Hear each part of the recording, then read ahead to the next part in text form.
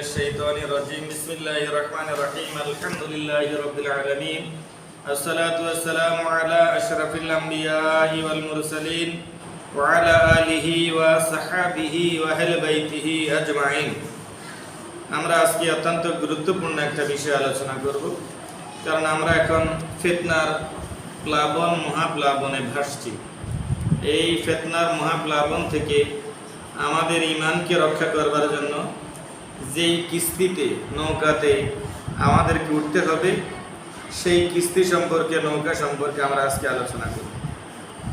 মুসনাদ আহমদের হাদিস ইমাম আহমদ ইবনে হাম্বল রাহমাতুল্লাহি আলাইহি বর্ণনা করেছেন আন আবি যার রাদিয়াল্লাহু তাআলা আনহু আন্নাহু ক্বালা ওয়া হুয়া আখিযুন বিবাবিল কাবাতি সামি'তু নবিয়্য সাল্লাল্লাহু আলাইহি ওয়াসাল্লাম ইয়াকুল।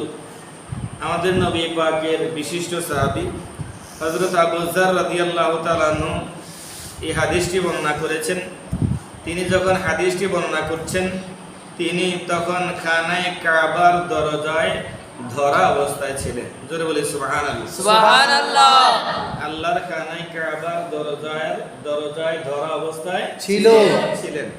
তিনি বলছেন সামি'তুন নবিয়্য সাল্লাল্লাহু আলাইহি ওয়াসাল্লাম ইয়াকুল, আমি প্রিয় নবী মুহাম্মদুর রাসূলুল্লাহ সাল্লাল্লাহু আলাইহি ওয়াসাল্লামকে বলতে শুনেছি।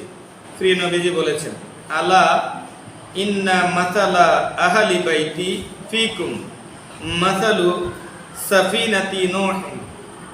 নবীজি বলেন, সাবধান আমার উম্মত, আমার আহলে বাইত তোমাদের মাঝে নূহ আলাইহিস সালাতু ওয়াস সালামের নৌকার মতো। জোরে বলি সুবহানাল্লাহ। সুবহানাল্লাহ। নূহ আলাইহিস সালাতু ওয়াস সালামের নৌকা যেমন করে ঈমানদারদেরকে আল্লাহর সৃষ্টি জগতের বিভিন্ন প্রাণীগুলোকে একজোড়া করে নূহ আলাইহিস সালাতু ওয়াস সালামের নৌকায় উঠবার কারণে মহাপ্লাবন থেকে রক্ষা পেয়েছে, আমাদের নবীজি বলেন আমার উম্মত যখন ফিতনার প্লাবন মহাপ্লাবনে ভাসবে, এই উম্মতের জন্য ফিতনার মহাপ্লাবন থেকে বাঁচবার জন্য উম্মতের জন্য কিস্তি হলো, নৌকা হলো আমি নবীর আহলে বাইত অর্থাৎ নবীদের আওলাদে রাসূলগণ। করে বলে সুবহানাল্লাহ।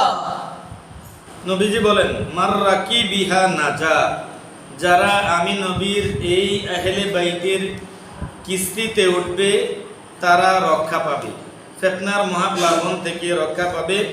ওমান তাখাল্লাফা আনহা হালাকা, আর যারা নবীজির আহলে বাইতের কিস্তিতে উঠতে পারবে না, উঠবে না, তারা ধ্বংস হয়ে যাবে। জোরে বলি নাউযুবিল্লাহ। নাউযুবিল্লাহ।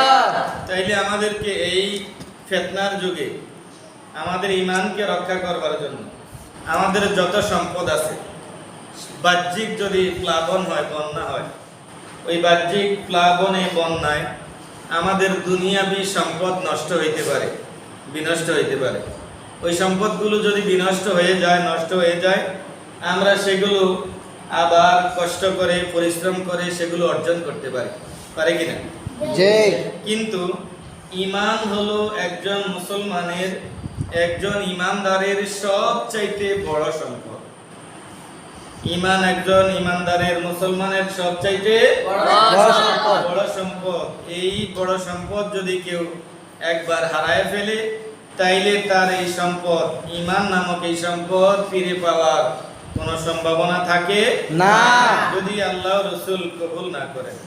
তো নবীজি বলেন এই ফিতনার জামানায়, শেষ জামানায় যদি তোমরা তোমাদের ঈমানকে ফিতনার মহাপ্লাবন থেকে রক্ষা করতে চাও, তাইলে আমি নবীর কিস্তি অর্থাৎ আহলে বাইতের কিস্তিতে তোমরা উঠিও। জোরে বলি সুবহানাল্লাহ। সুবহানাল্লাহ। আরেকটা হাদিস আমরা সংক্ষেপে আলোচনা করি, তিরমিজি শরীফের। আন জাবির রাদিয়াল্লাহু তাআলা আনহু قال রাআইতু রাসূলুল্লাহ সাল্লাল্লাহু আলাইহি ওয়াসাল্লাম ফি হাজ্জাতিহি ইয়াউমাল আরাফাতা ওয়া হুয়া আলা নাকাতিহিল কাসওয়া ইয়াখতুবু ইয়াকুল ইয়া আইয়ুহান নাস ইন্নী তারাকতু ফীকুম মা ইন আখাযতুম বিহি লান তাদিল্লু কিতাবাল্লাহি ওয়া ইত্রাতি আহলে বাইতি। জোরে বলি সুবহানাল্লাহ। সুবহানাল্লাহ। হযরত জাবের রাদিয়াল্লাহু তাআলা বলেন আমাদের প্রিয় নবীজি ইয়ামুল আরাফার দিনে, বিদায় হজের সময় আরাফাতের ময়দানে কাসওয়ার উপরে আহরণ করে ওই দিন নবীজি মানুষদেরকে লক্ষ্য করে একটি বক্তব্য দান করেছিলেন। নবীজি তাদেরকে ডেকে বললেন, হে মানব জাতি, নিশ্চয় আমি নবী তোমাদের মাঝে দুটি জিনিস রেখে যাই, যদি তোমরা এই দুটা জিনিসকে শক্ত করে মজবুত করে আঁকড়ায়া ধরতে পারো তাইলে তোমরা কখনোই গোমরাহ হবে না। জোরে বলি সুবহানাল্লাহ। সুবহানাল্লাহ। দুটা জিনিস কি? নবীজি বলেন কিতাব আল্লাহ, এক নম্বরে হইল আল্লাহর কিতাব কোরআনুল কারীম। এক নম্বরে কি? কোরআনুল কারীম। কোরআনুল কারীম। কারীম। তাইলে আমাদেরকে ঈমান রক্ষা করবার জন্য আল্লাহর কিতাব কোরআনুল কারীমকে শক্ত করে মজবুত করে ধরতে হবে। ওয়াইত্রাতি আহলে বাইতি। আর দুই নম্বর হলো আমার আহলে বাইত, অর্থাৎ নবীজির আওলাদ হাসান ও হুসাইন রাদিয়াল্লাহু তাআলা আনহুমা, শেরে খোদা আলী রাদিয়াল্লাহু তাআলা আনহু, ফাতেমা তাজ জাহরা রাদিয়াল্লাহু তাআলা আনহা, ওনাদেরকে যদি আমরা শক্ত করে মজবুত করে ধরি তাইলে আমরা কোনোদিনও গোমরাহ হব না। আমাদের এই জামানায় কিছু কিছু বাতিলপন্থী হুজুর শায়েখ এরা ইয়াজিদের প্রশংসা করে, করে কিনা? যে কার প্রশংসা করে? ইয়াজিদের। ইয়াজিদের প্রশংসা করে। ইয়াজিদের প্রশংসার দ্বারা প্রমাণিত নিঃসন্দেহে তারা বেঈমান। যে নিঃসন্দেহে তারা কি? বেঈমান। নিঃসন্দেহে তারা বেঈমান এবং তারা বাতিল। কারণ যার অন্তরে যার মুহাব্বত সে তার আলোচনা করে। যাদের অন্তরে হুসাইন রাদিয়াল্লাহু তাআলা আনহুর মুহাব্বত তারা হুসাইনের আলোচনা করবে, যাদের অন্তরে ইয়াজিদের মুহাব্বত তারা ইয়াজিদের আলোচনা করবে। ঠিক। ঠিক কি না? যে আমরা কি হুসাইন পন্থী না ইয়াজিদ পন্থী? হুসাইন পন্থী। আল্লাহ তাআলা আমাদেরকে কবুল করুক, সকলে বলি আমিন। আমিন। আমা তাওফিক ইল্লা বিল্লাহ। আসসালামু আলাইকুম ওয়া রাহমাতুল্লাহি ওয়া বারাকাতুহু।